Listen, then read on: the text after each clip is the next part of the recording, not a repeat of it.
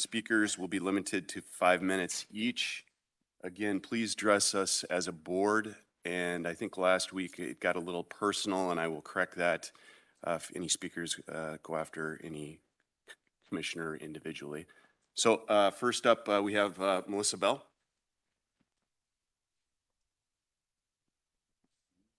Good morning. Morning. My name is Melissa Bell. I live at 6382 Beaver River Road in Duluth. As always, I'm here to talk about the 6464 Freeburg Lake Road Cup that was given in error and needs to be null and void for Ordinance 62. I've done some more research on Ordinance 62 after I realized that we've been duped by the county. The research I've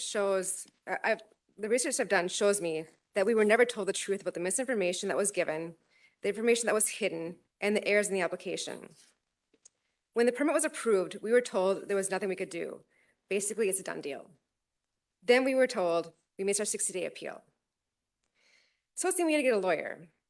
But then we were told, oh, wait, you can appeal to the Board of Adjustments. It's all really confusing what we've been through. The truth of the matter is none of this had to be done.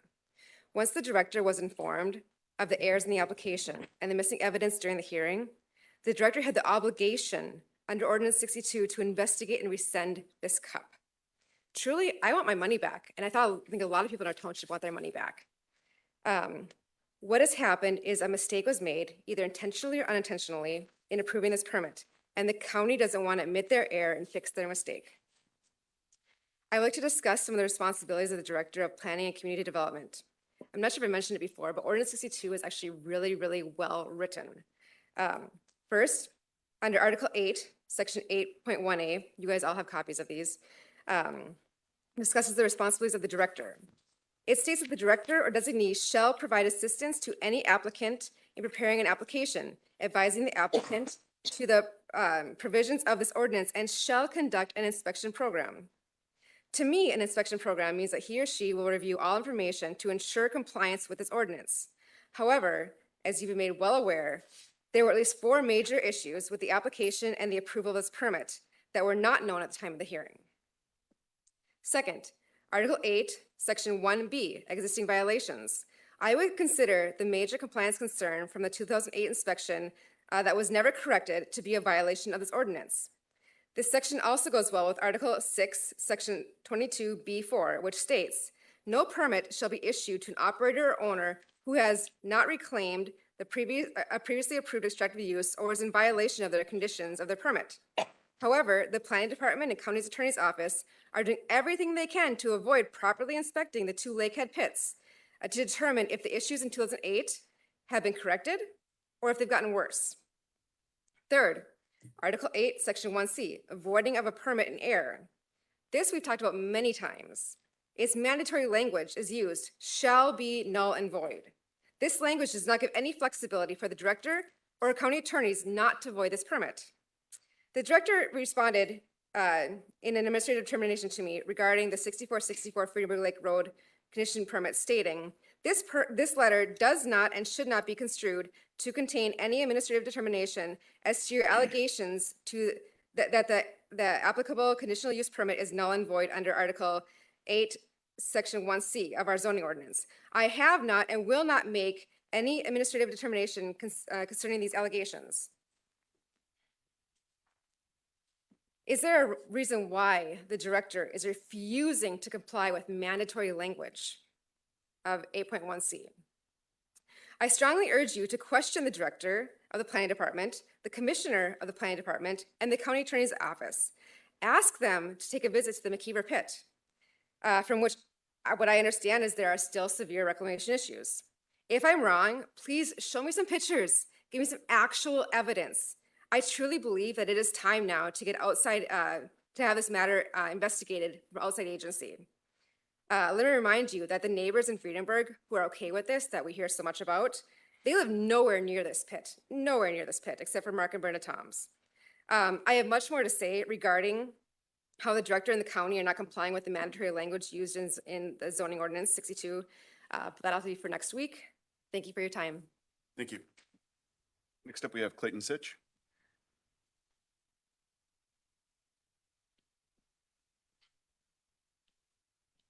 Good morning. My name is Clayton Sitch. I currently serve on the Friedenberg Town Board and have for 10 years. And it's always nice to see all of you. I live at 4955 Vista Bay Drive. And things did get a little raucous in my head at the last meeting, and I know that my county commissioner gets a little raucous sometimes. I think the last time he got raucous was in Chisholm by calling us all a bunch of liars, but nevertheless, that's just what happened in Chisholm. And I think this is a very emotional issue. We are living through it. You all go home. You don't have what we have in our neighborhood, and we'll have more of if it's up to my commissioner in our township.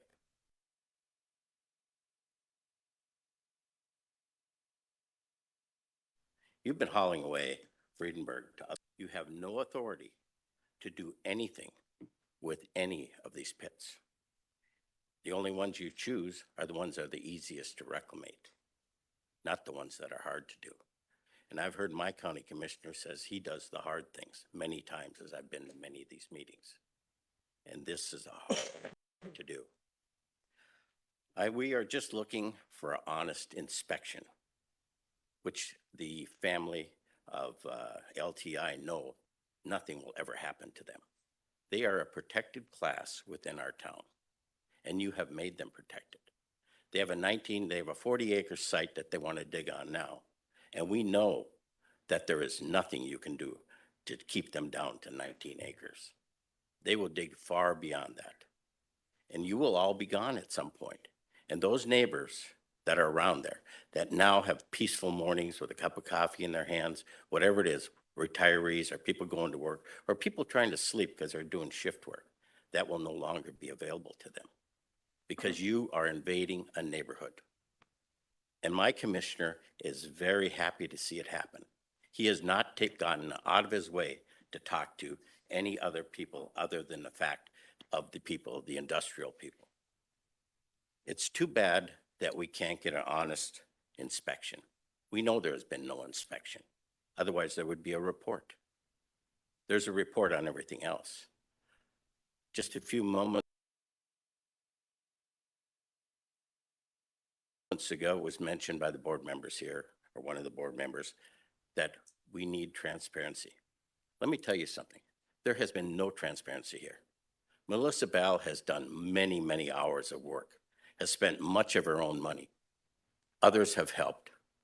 A lot of money has gone into this, hours and hours, where you can just sit up there, go out the door in the back there, wherever you go, just move on. But we are going to live with this. And we are not being protected. Our town is not being protected. At some point in time, this will change. As we matured years ago, probably 7, 8 years ago, that didn't go through because the neighbors resisted. And that did not happen. We are the resistance. We are the noise that you hear from us. This is the noise that is very small compared to the noise that every single person in that neighborhood is going to hear 6 days a week and wake up to. You guys have to wake up. This is serious. I don't know how the county attorney can just sit there and deny what's going on. When you have an inspection, you have a report. I've built enough stuff, did enough stuff in my life that I know there's a report. There has been no inspection. You have created a favored class, and you have created an outlaw class in our town. I don't appreciate it, and you shouldn't appreciate it. You are all going to go out of office someday, and you are going to go on your merry way. Thank you. Thank you. Next up, we have Bruce Anderson. Bruce Anderson, 4929 Fish Lake Road. I've made a commitment to be at these meetings for a long time now. I am self-employed. I take Tuesdays off to meet with you. It's a commitment for all of us to be here. And due to the commitment that we have made to our township in trying to work with St. Louis County, Mr. Chair, I would ask that we have our picture taken. Could we do that? I guess that's a no. No, I don't think that's Well, appropriate. I Thank think you. it would be certainly something that would be good sometime because of our commitment. St. Louis County Commissioners are elected officials who oversee county activities and work to ensure that citizens' concerns are met. Work to ensure that citizens' concerns are met. Federal and state requirements are fulfilled and county operations run smoothly. Our concerns are not being met. Ordinance 62 is written quite well. It's about an inch of reading. It's written quite well. It's not followed. Where do we go where else do we go? If you don't follow your own ordinance, help us. What do we do? It's one thing when children don't follow rules. It's a whole different ballgame when paid officials don't follow rules. It's nauseating. It's nauseating. And week after week, you can just sit silent. Kind of glossed over, just silent. It's wrong. If you don't follow Ordinance 62, that to me is against the law. And would be reason to automatically call this cup at 64 would be null and void. Would be null and void. Please step outside yourselves. In the silence of this room someday, sit back where we do. Sit back in these chairs. Put your placard up, your names. Whether you do it as a whole group or one at a time, sit back there where we do and look at your placard and say, am I working for the people? What am I doing for the people? You were all handed this last week. Martin County Courthouse, the cup that was denied in Martin County. And I underlined, I think this is so good. This was from a new commissioner.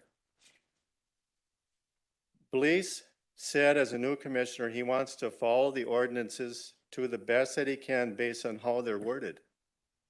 He said that sometimes ordinances are used broader words than state statutes. Listen to this. If our job is to vote on and decide something that's subjective for people, I think it's my job as a commissioner, when there's a subjective word that doesn't affect me directly, I feel inclined to listen to the people here, because they're the ones the subjectivity is affecting, Blease said. This was a new commissioner. This cup was voted down. To the people. You are elected officials trusted to represent the best interests of your entire contingency, not just the best interests of business in St. Louis County. The 64-64 Greenberg Lake Road Cup was issued in error, and by law it must be voided. I still remember back at that first meeting in Virginia, when my commissioner looked over at us and said, sand, we need sand.